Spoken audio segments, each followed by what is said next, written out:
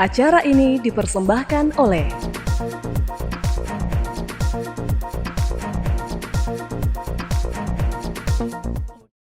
Halo pemirsa Monas TV, senang sekali saya Andre Ririn Karina dapat kembali menjumpai Anda dalam Monas Daily. Dalam beberapa menit ke depan kami akan menyajikan berita-berita terpercaya hanya untuk Anda. Pemirsa, Universitas Hasanuddin bersama Dewan Pers menyelenggarakan sosialisasi penguatan dan perlindungan aktivitas jurnalistik mahasiswa di lingkungan perguruan tinggi. Kegiatan ini sebagai upaya mendukung perkembangan pers kampus dengan menghadirkan Ketua Dewan Pers Ninik Rahayu. Kehadirannya ini suatu penghargaan yang luar biasa karena Universitas Hasanuddin Makassar bersama Dewan Pers menyelenggarakan kegiatan sosialisasi penguatan dan perlindungan aktivitas jurnalistik mahasiswa di lingkungan perguruan tinggi pada Jumat 17 Januari 2025 di Inspiring Room Unhas Hotel, Kampus Unhas Tamalan Raya Makassar. Kegiatan ini menghadirkan Ketua Dewan Pers, Dr. Ninik Rahayu. Dr. Ninik Rahayu menekankan pentingnya media kampus untuk mematuhi kode etik jurnalistik yang menekankan pada akurasi, keberimbangan, dan tanggung jawab. Untuk itu, kedepannya Dewan Pers akan membantu pihak kampus untuk melahirkan dan mengembangkan jurnalis yang berasal dari dalam kampus. Ya, tentu Dewan Pers memberikan dukungan penuh ya kepada kampus yang ingin memfasilitasi tumbuh dan berkembangnya pers kampus karena ini bagian dari karya-karya mahasiswa gitu ya yang semasa kuliah salah satunya ingin melakukan kegiatan di bidang pers kampus. Ninik menambahkan jika pihak kampus harus memastikan kesejahteraan insan pers kampus dengan memikirkan mekanisme dan sistem perlindungan bagi media kampus. Dalam sosialisasi berbentuk diskusi tersebut turut menghadirkan narasumber Guru Besar Fakultas Hukum, Profesor Dr. Judarisawan SHMH, yang juga mantan Ketua Komisi Penyiaran Indonesia periode 2013 hingga 2016, serta dosen Ilmu Komunikasi Unhas Dr. Alem Febri Soni SOS MSI. Diskusi tersebut turut dihadiri Wakil Rektor Bidang Akademik dan Kemahasiswaan Universitas Hasanuddin, Profesor Dr. Gigi Muhammad Ruslin MKes PhD SPBM Konsultan, Wakil Dekan Fakultas, Insan Media, Lembaga Pers Mahasiswa, dan juga mahasiswa. Zara Sabita Suceng, Andi Muhammad Syafrizal, Unhas TV. Pemirsa, Komando Operasi Udara 2 atau Kopsud 2 siap mendukung program makan bergizi gratis. Tak hanya sebagai penyedia ribuan porsi menu sehat, Kopsud 2 juga akan menopang distribusi ke wilayah-wilayah terpencil dengan memanfaatkan armada udara yang dimiliki. Program makan bergizi gratis untuk anak sekolah merupakan program unggulan Presiden Republik Indonesia, Prabowo Subianto. Komando Operasi Udara 2 Kopsud 2 pun turut berkontribusi dalam pelaksanaan program tersebut dengan menyediakan ribuan porsi makanan bergizi untuk sekolah-sekolah yang ada di wilayah tugasnya. Saat ditemui di sela-sela acara serah terima jabatan Komandan Lanut Sultan Hasanuddin Makassar, Panglima Komando Operasi Udara 2 Pangkopsud 2 Marsda TNI Denny Hasoloan S menegaskan komitmen Kopsud 2 dalam mendukung program pemerintah ini dengan melibatkan salah satu pangkalan udara yang berada di bawah Kopsud 2, yakni Lanut Sultan Hasanuddin. Lanut Sultan Hasanuddin sendiri sudah melakukan 2 kali uji coba makan bergizi gratis. Yang pertama dilakukan di SD Negeri 564 Tontonga Maros, dan yang kedua dilakukan di TK Angkasa 1 Makassar. Sedangkan sekolah sasaran ada 7 sekolah dengan target uji coba sebanyak 4.000 porsi. Tentu kita semua sudah mengikuti itu beberapa kali ya. Kita mendukung penuh program pemerintah tersebut karena jelas itu baik.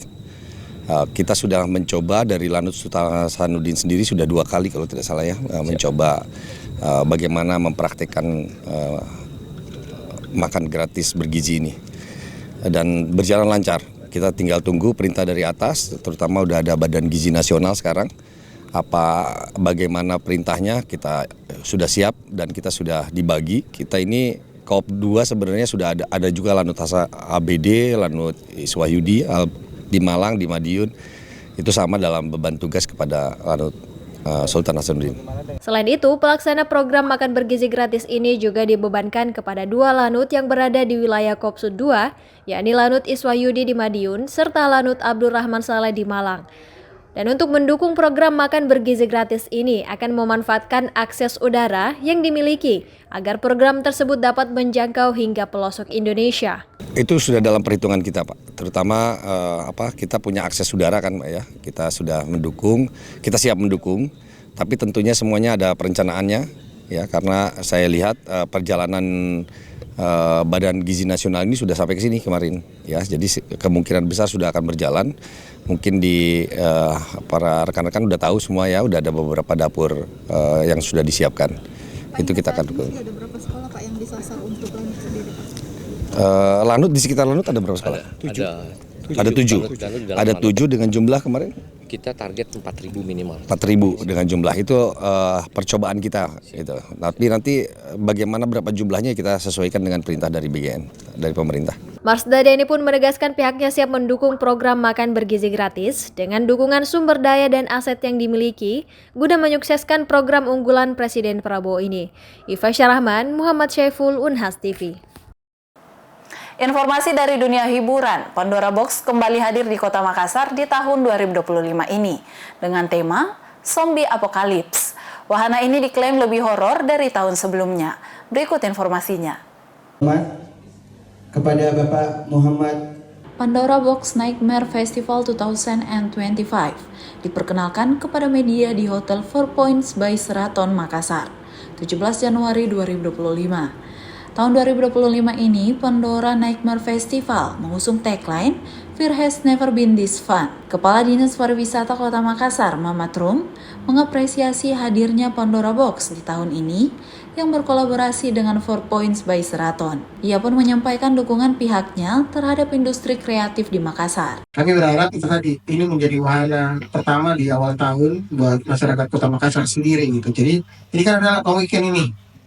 Ya, menghope orang-orang Makassar nggak keluar kota gitu ya. Cukup menikmati fasilitas hotel yang ada di Kota Makassar, wahana dari Pandora. Seperti itu cara-cara yang menghope saja dulu. Kita nggak usah jauh-jauh berpikir orang datang di awal tahun karena ini lagi low season gitu. Jadi kalau dia di awal tahun ini kita mau orang Makassar untuk aktivitinya di hotel di Makassar itu dengan berbagai paket. Kita tahu Papua itu ada paket all you can eat di weekend.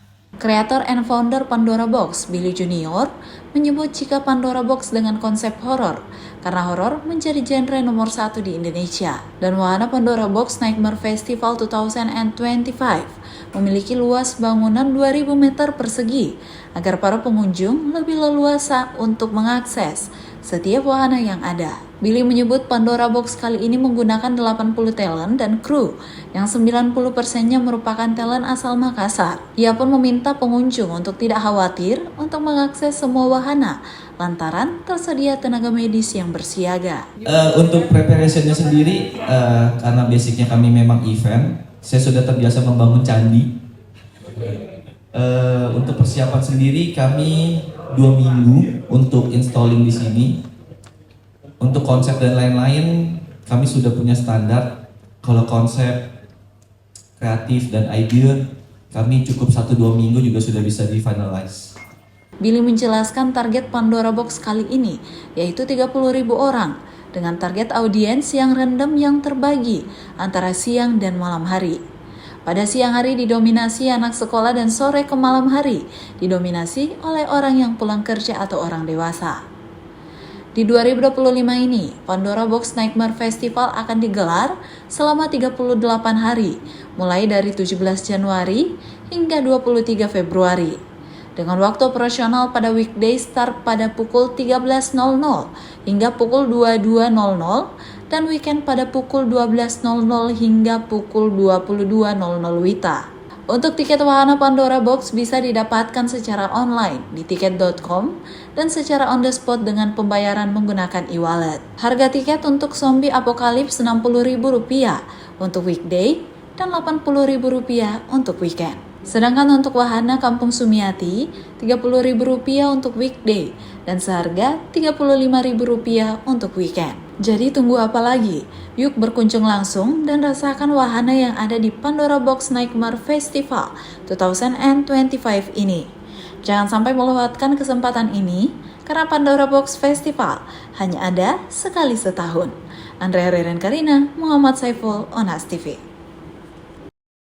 Universitas Semarang kembali menambah 2 guru besar setelah secara resmi menerima surat keputusan dari LL Dikti Wilayah 6. Hadirnya guru besar baru diharapkan dapat menjadi inovator dalam penelitian.